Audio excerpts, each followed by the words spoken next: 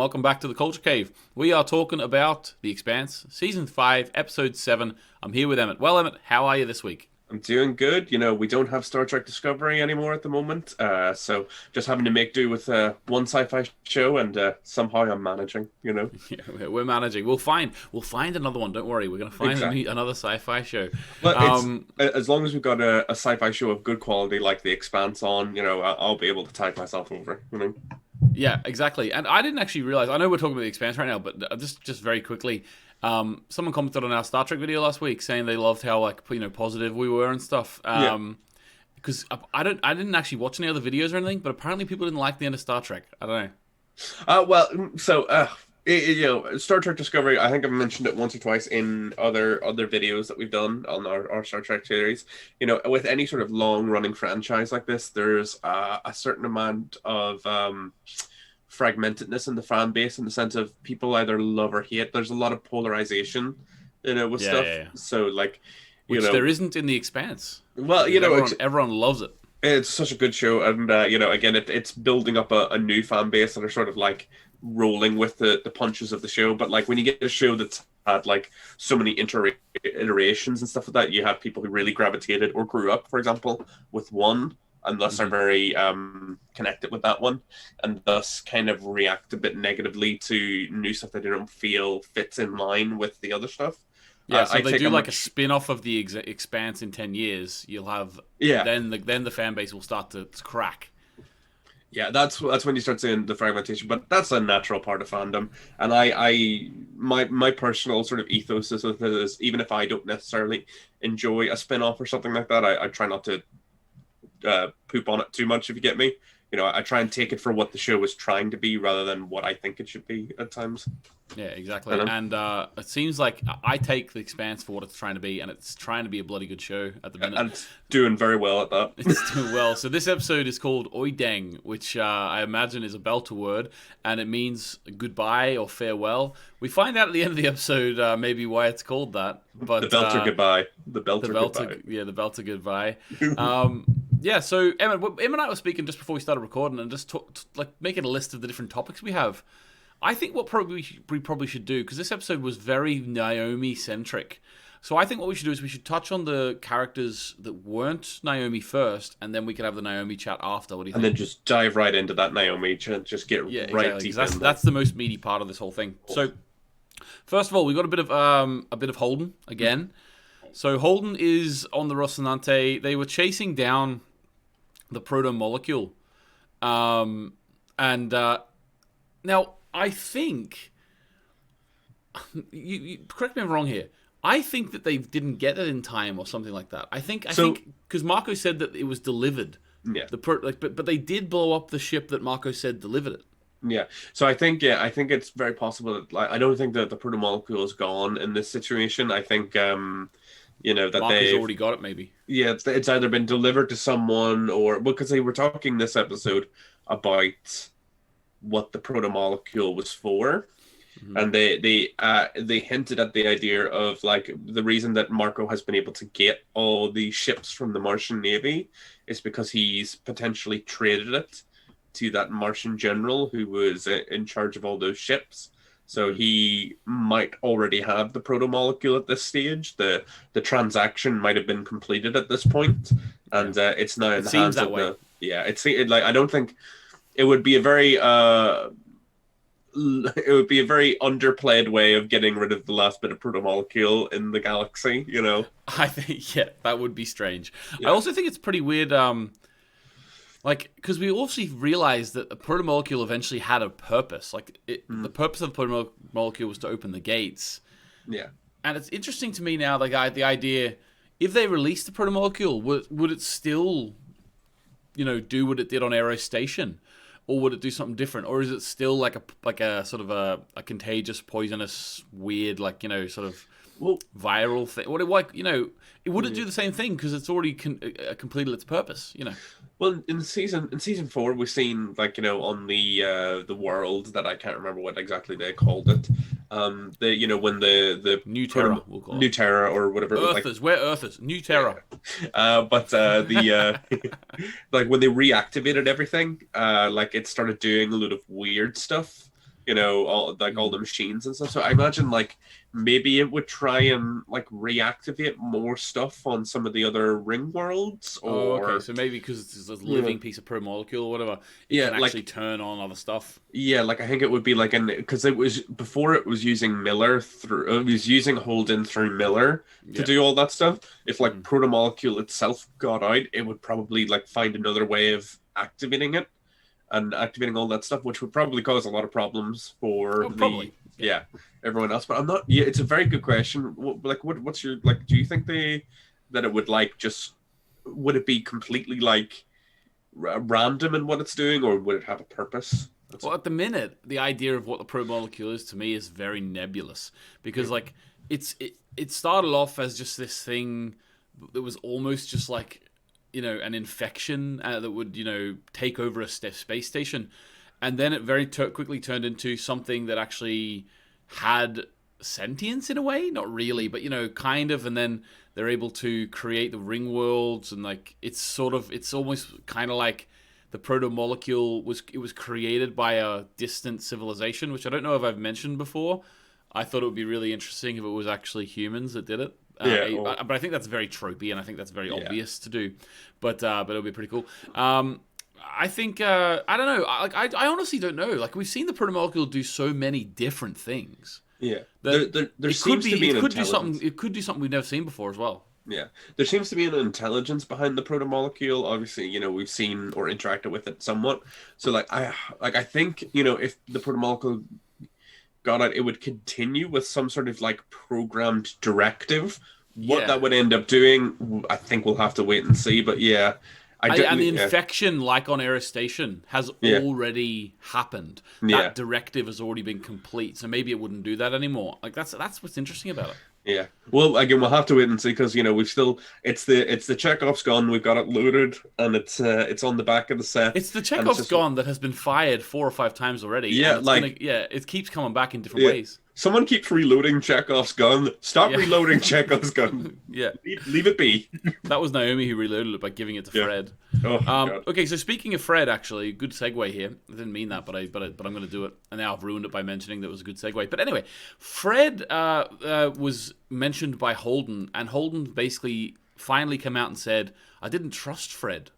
What did you think of that? I think he had sort of like hinted towards that before in previous seasons and talked about that. Obviously, he didn't want because he there's an inkling there anyway because he didn't want Naomi to give the protomolecule to Fred. If he trusted Fred, he wouldn't mind. Yeah, well, yeah, it's and obviously he was speaking with Monica about that, how like Naomi had made the decision to give it to Fred against the wishes of the rest of the crew, and such. So like that obviously had been a big point of contention and why Naomi had for a time become estranged from the rest of the crew because it was a bit of broken trust. Yeah. But, again, Fred and Holden have always had a very complex relationship in the sense of like they're both people who lead and want to do the best for their people, but because of that, like they're not necessarily always on the same page because what's great for the Rocinante and the rest of the galaxy is maybe not the same thing as what's good for the belt, and Fred Johnson is always going to prioritize the belt, but Holden at least during this episode.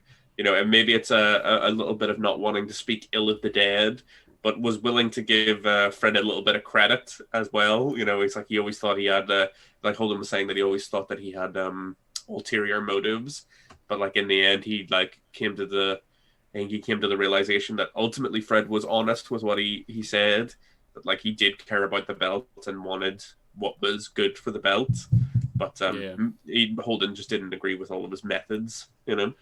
Yeah, I know what you mean, and I think well, what Holden said was he should have trusted him really because he never actually betrayed him. Having said that, you never know what a person was going to do in the future.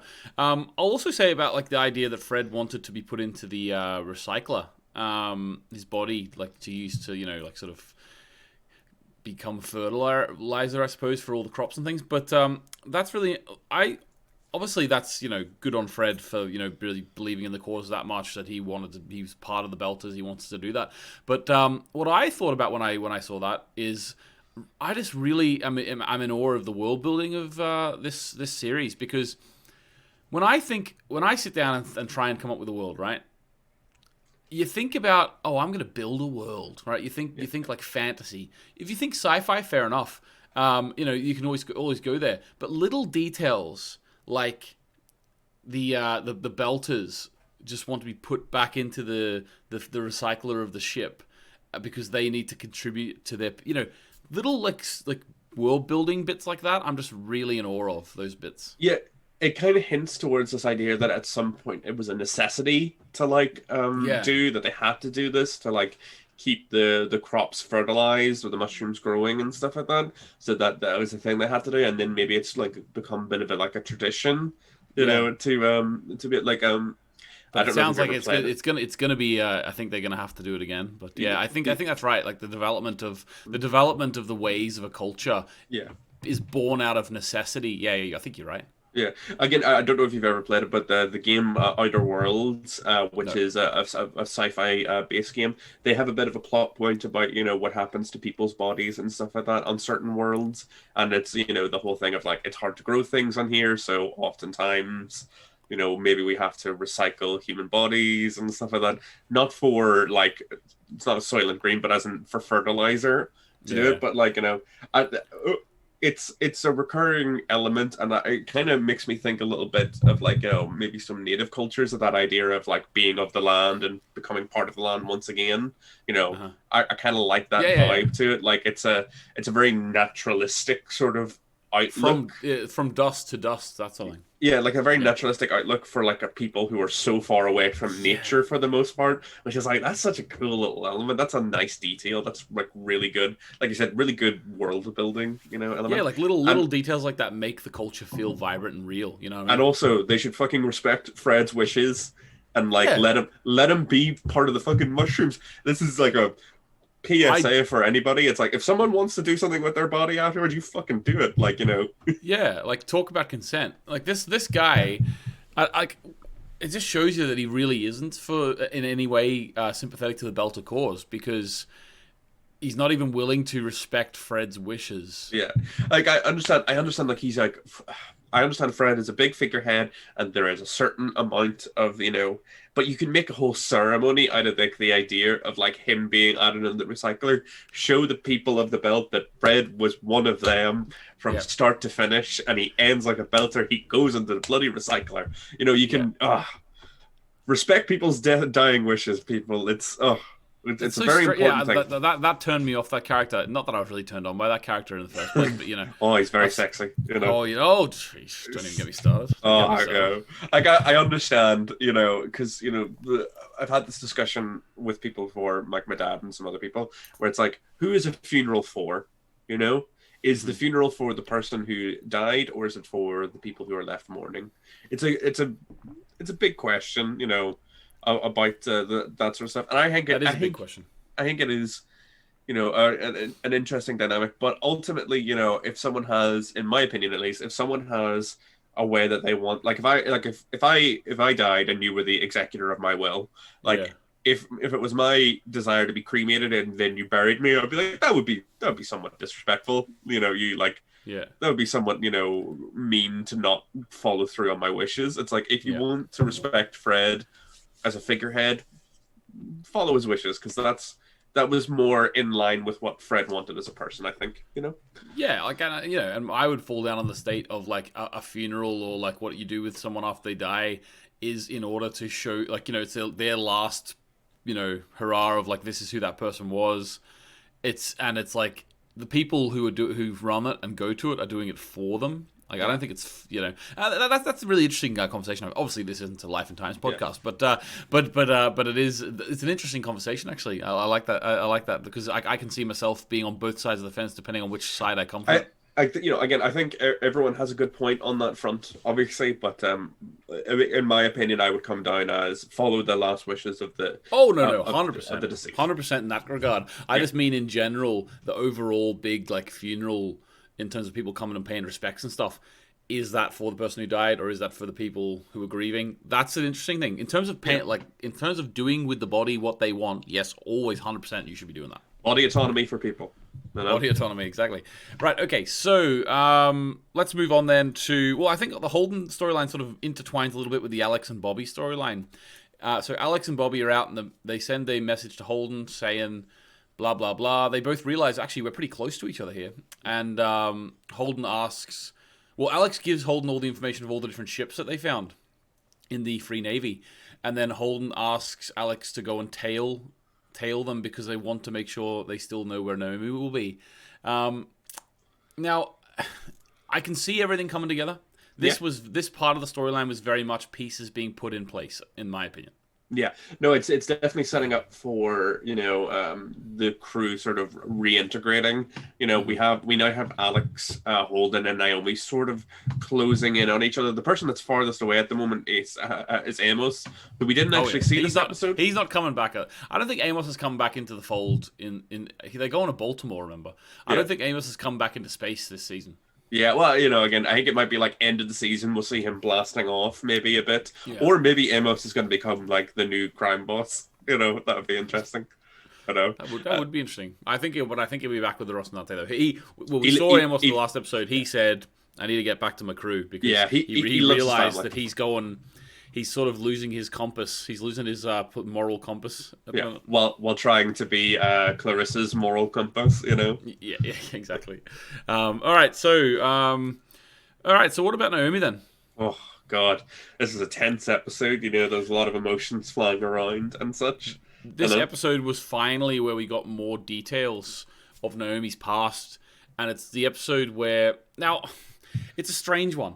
Because I think that this episode was doing a lot of work to sort of change. Because I think most viewers at this point, if they don't know what's coming, would judge Naomi a bit for leaving her son. Yeah. However, at they're trying to sort of balance the scales. They're not tipping them fully in Naomi's favor in terms of positivity for her. Mm-hmm. Still is negativity there. But they are definitely tipping them into more of a balance in that her son was taken by Marco, hidden from her by Sin, who was one of her best friends, and it drove her near suicide. Yeah. So it's tipping the scales in the middle now, where you can't really blame her too much, but maybe you can blame her for not looking for a son for all those years. But yeah. Like obviously, I think the season's been, you know, obviously they've indicated that like leaving Philip in the clutches of his father was not a great thing to do, but at the same time, it was understood the simple fact that Naomi was in an abusive situation, and like, you know, getting out was very important. And unfortunately, like, she wanted to get out with Philip but couldn't, so she had to just get out herself. So, you know, I think it's a very complex situation, and it apes a lot of, you know, real life, people's real life situations, probably, you know, where, you know, maybe one person's had to get out of an abusive situation and hasn't been able to get everyone else out that they've wanted to. So I've been quite sympathetic towards Naomi the entire time. You know, 100%. You're exactly right in terms of escaping the abuse. Like, but all the pieces weren't in place for me yet in terms of having that scale balanced and having more, because in this episode we got more information. For example, you know, she said that, you know, the pain of leaving Philip was less than the pain of staying with Marco, and that really hit home with me because I completely understand that. I just it wasn't until this episode where all those little sort of pieces were put in place where fully on now I 100% understand Marco is abusive. I mean, we saw him being abusive to Philip in this episode. Just when we thought we had our Thanos, he's actually, they're like, no, this guy's a bad guy, you know? Well, you know, Thanos obviously Thanos is a bad guy too. Yeah.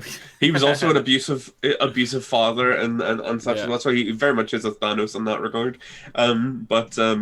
It was like this sort of drilled down on some of the more long-term effects of abuse, I feel. You know, we've seen just like how much it affected Naomi, and just that story of like Sin seeing her sort of standing by the airlock, clearly contemplating just shooting herself out just to be able to like death at that point seemed like a better alternative than remaining there, you know. Yeah, and Jesus, like that's such a common thing, unfortunately. And like again, not to talk about world building too much, but like it's because obviously you're in space, you're in these ships, like it is such a if someone was going to kill themselves, I can see how standing by the airlock door and then venting yourself out would be the way that a lot of people do it because again, I guess it's quick, in the long Yeah, run. and no one and like no one can risk coming to get them Yeah, and because like there's no chance they can get a suit on in time to get out to get them. You know what I mean? yeah, it's well, it's rough. And the image of someone standing by an airlock door, just contemplating that, is very evocative image. So like it's we haven't, maybe we should have given a trigger warning and stuff like that before we started with this, Yeah. but like this is a very if you've ever been in that sort of place, it's a very emotionally evocative episode, of like being in that low where your mind can only think of escape regardless of the outcomes of that escape. Yeah, and I found like in this episode when Naomi finally decided, well, there's two factors I think that made her finally decide to go, or maybe three factors. Like the first sort of maybe was that Sin had said to her, "Well, actually, I helped you," so she didn't even have the family she thought she had back in the day. Yeah. The second thing is that Rocinante was going to get destroyed, and so she needed to sort of get out of that situation. The third thing, and the most relevant, I think, to the fact that she decided to go was the fact that Philip's behavior and how Marco has manipulated Philip. He's completely too deep in, and Naomi just saw him and was like, "Okay, this is not going to work as it should be." Oof, that Marco, the moment like, where Philip held her. Oh, yeah, like God. yeah, Philip smacked her. Like basically, I it's easy to say this, but I don't know what she expected. She like this Philip's like what 20, 21 or something. He's been living with Marco his whole life. He's his father. He's his mentor. Of course, he's going to turn into him. Of Yeah, course. and also Marco knows how to manipulate him, and then getting everyone to chant for Philip and stuff like that. Yeah. It's that sort of cult thing of like breaking someone down and then love bombing, where it's just like affecting their self confidence, and then like quickly building it up, but in this revolving it around the cult or the community that it's a part of. So like it was done, maybe not subtly to the audience, but to Philip, probably, who's been in this environment. Like he, doesn't know any better. So it was very effective to him. And like, as it was happening, I was like, oh no, this is going to like mess with Philip's head. I still have sympathy I gain more sympathy for Philip as the episodes go on, because we just see the depths of Marco's abuse and the way that he's been raised. But yeah, no, it was definitely the betrayal of Sin, the betrayal of Philip, and the knowledge that her family of the Rocinante are in danger. Her her paramour, her lover, Holden, being in danger. I also love the little square up between Naomi and Marco, where she was basically like, Holden's everything you fucking wish you were, That was and great. that was a very cool moment for Naomi. She's really cool, a really cool episode for her. And then she obviously was put into a low place, but I think what we've seen from her is that Naomi has grown a lot. From, she's not the same person who was standing in front of that airlock considering suicide that we hear about in the story. Yes. Because she was standing in front of the airlock considering escaping and risking everything to survive. Yeah. So like she was going to get, in the past she was just going to give up and die. Now she knows she has to risk everything to get out. And that moment where she blows the airlock and starts flying towards the thing, Sitch turns around to Sin and says, "You shouldn't have followed me," and she's holding the injection. Jesus. Can you imagine? That was, obviously. Can you imagine being Sin in that moment? God, yeah, no, and like unfortunately, we're not going to maybe see Sin anymore. It seemed like he didn't make it at the end of the possibly episode. Could be gone, yeah. Yeah. I mean, Naomi survived a fair amount before she injected herself, unless she injected herself once before she went, and then again, you know what I mean? It could be possible, but like, like it's interesting. Naomi still, obviously, despite the betrayal, didn't necessarily want Sin to die, But that was, after such an episode of like emotional lows, just to see that moment of Naomi like leaping out into space, willing to risk it all for the chance of survival was amazing. Like an absolute screamer of an ending Yeah, for well, this episode. like he buttered his bread, so he has to sleep in it. That's what they say. Yeah, a bit like a very common parlance. Yeah, exactly. Right. Okay. So I think the last thing we'll do to end is just give our girl Bobby some props here. She got shot and she doesn't care. Oh, it's just a bit itchy. It's a bit itchy. It's a bit itchy.